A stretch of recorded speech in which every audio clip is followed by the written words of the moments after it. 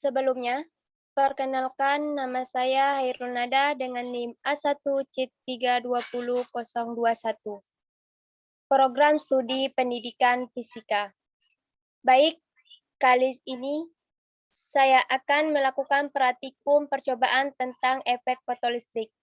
Dikarenakan pandemi yang juga belum berlalu, semua aktivitas di luar jadi terbatas, termasuk juga aktivitas perkuliahan. Nah, praktikum yang seharusnya dilakukan secara tatap muka di tengah pandemi yang tidak memungkinkan kita melakukan pertemuan secara langsung. Jadi kali ini saya akan melakukan praktikum virtual dengan menggunakan sebuah aplikasi website yang bernama PEN. Baik, kita langsung saja ke aplikasi PEN.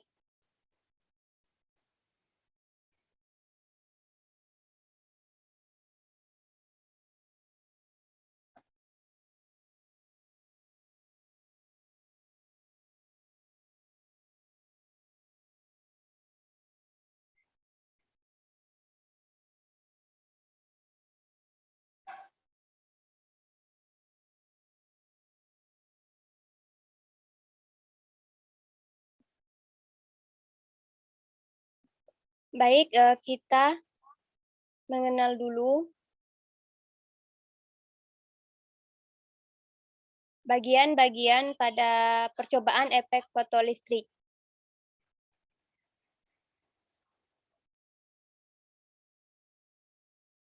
Ini namanya sumber cahaya dengan panjang gelombang tertentu, intensitas cahaya, panjang gelombang cahaya,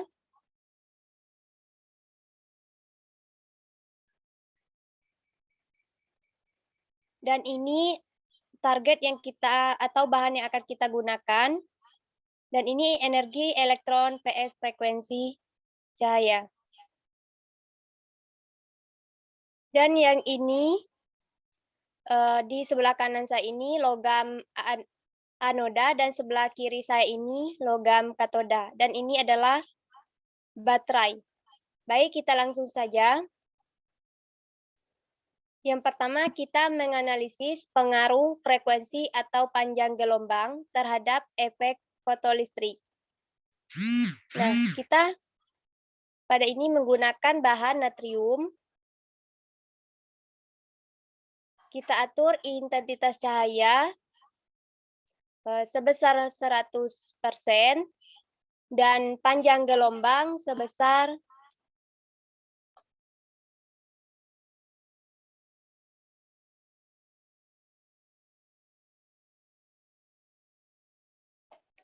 750 nanometer. Dan tegangan baterai tetap 0 volt.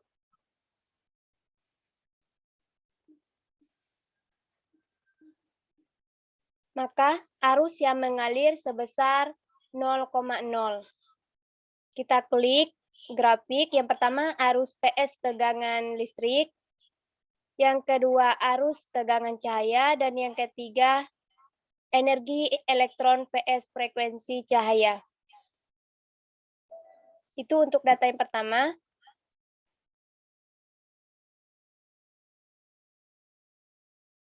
Untuk data yang kedua, kita tetap menggunakan bahan natrium dengan intensitas cahaya yang sama dan dengan panjang gelombang kita ubah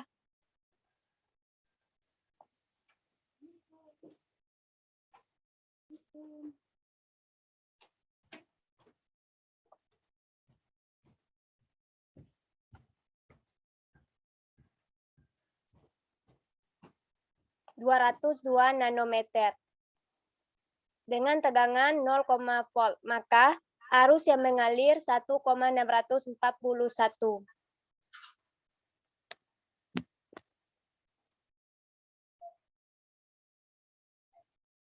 Klik grafik. Yang pertama arus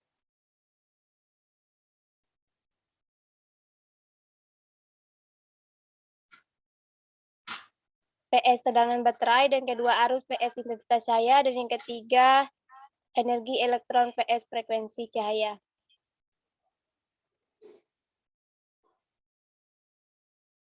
Lanjut, untuk data yang ketiga, kita tetap menggunakan natrium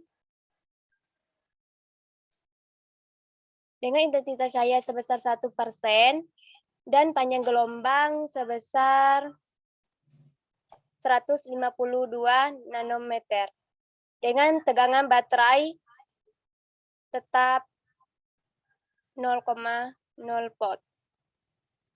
Maka arus yang mengalir sebesar 1,341. Kita klik grafik.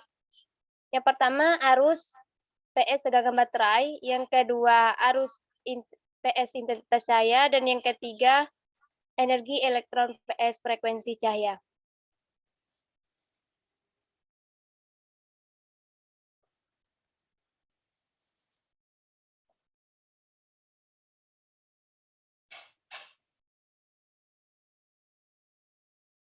Maka dapat disimpulkan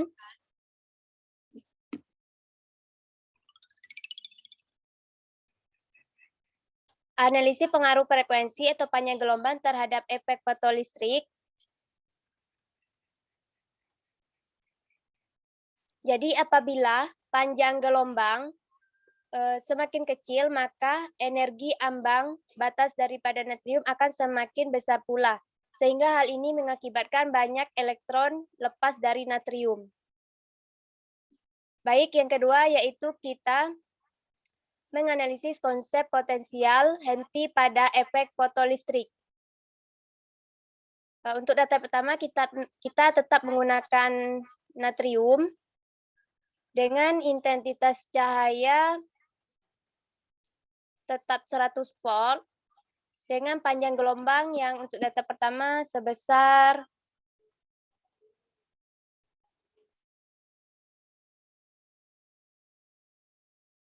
750 nanometer dan tegangan baterai sebesar 0,20 volt. Maka arus yang mengalir sebesar 0,0. Kita klik grafik. Yang pertama, grafik arus PS tegangan baterai, yang kedua, arus PS intensitas cahaya, dan yang ketiga, energi elektron PS frekuensi cahaya.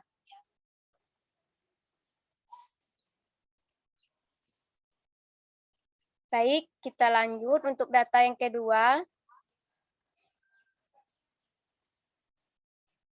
Kita tetap menggunakan bahan natrium dengan intensitas sebesar 100%. Yang kita ubah itu panjang gelombang sebesar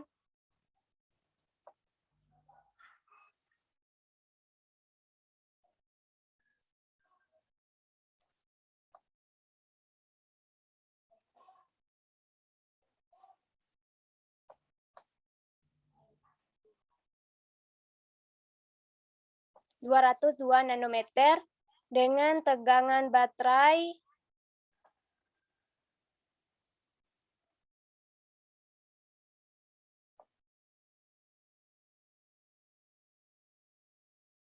0,40 volt. Maka arus yang mengalir sebesar 1641. Klik grafik. Yang pertama, grafik arus PS tegangan baterai, yang kedua arus PS intensitas cahaya, dan yang ketiga energi elektron PS frekuensi cahaya.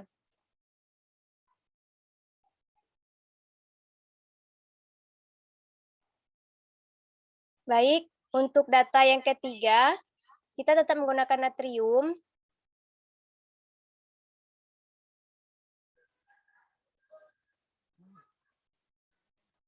Dengan intensitas cahaya sebesar 100%, dan panjang gelombang menjadi kita ubah untuk data yang ketiga sebesar 152 nanometer. Dengan tegangan baterai sebesar 1 volt.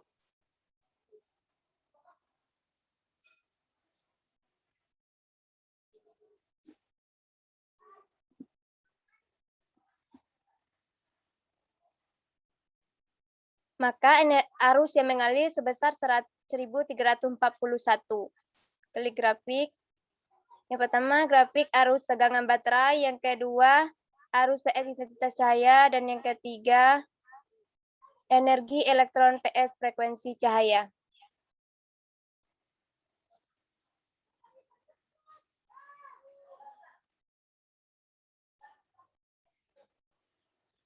Baik, dapat menarik kesimpulan menganalisis konsep potensial henti pada objek fotolistrik. Jadi, semakin pendek panjang gelombang, semakin panjang gelombang yang terjadi. Jadi, semakin pendek panjang gelombang yang terjadi, maka akan semakin besar pula potensial henti dari natrium yang akan dibutuhkan. Yang ketiga yaitu kita menganalisis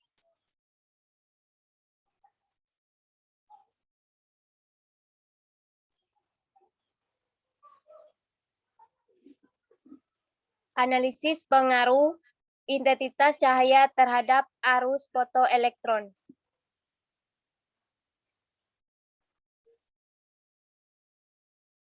Baik, langsung saja. Untuk data pertama, kita pilih bahan tetap natrium dengan intensitas cahaya mulai dari 0%,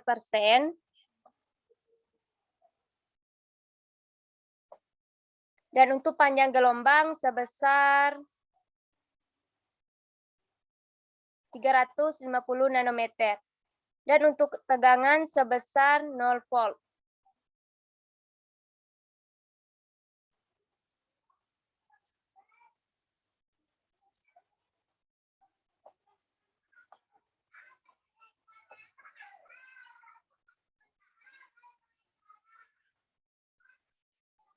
Maka arus yang mengalir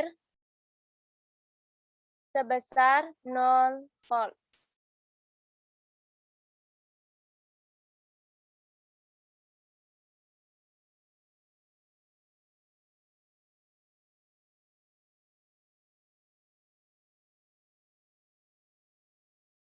Untuk kita klik arus PS tegangan baterai grafiknya ini, dan kedua grafik arus PS intensitas cahaya, dan yang ketiga energi elektron PS frekuensi cahaya. Selanjutnya yang ketiga, untuk data yang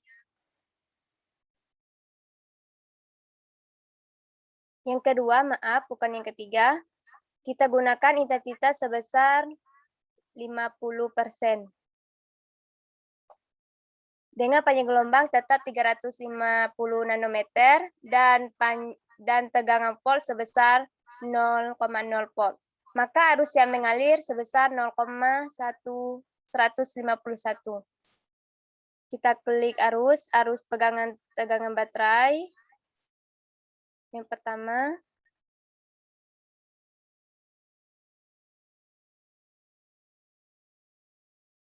Yang kedua, arus PS tegangan cahaya, dan yang ketiga energi elektron PS frekuensi cahaya.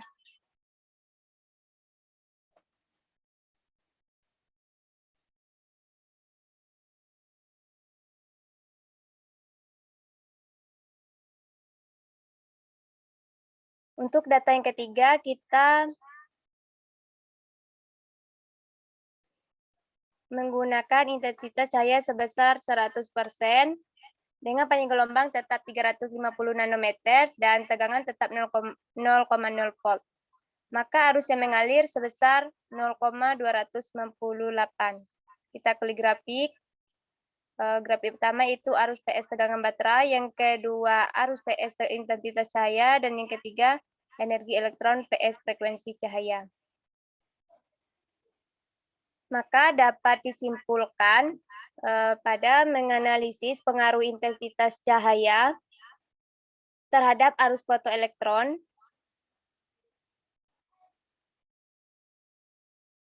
kesimpulannya, intensitas cahaya tidak berpengaruh besar pada banyaknya elektron yang dilepaskan dari natrium. Kecuali ketika panjang gelombang diubah, maka jumlah elektron akan berubah seiring berubahnya panjang gelombang tersebut. Itulah simulasi yang saya lakukan. Semoga bermanfaat. Saya akhiri. Wassalamualaikum warahmatullahi wabarakatuh.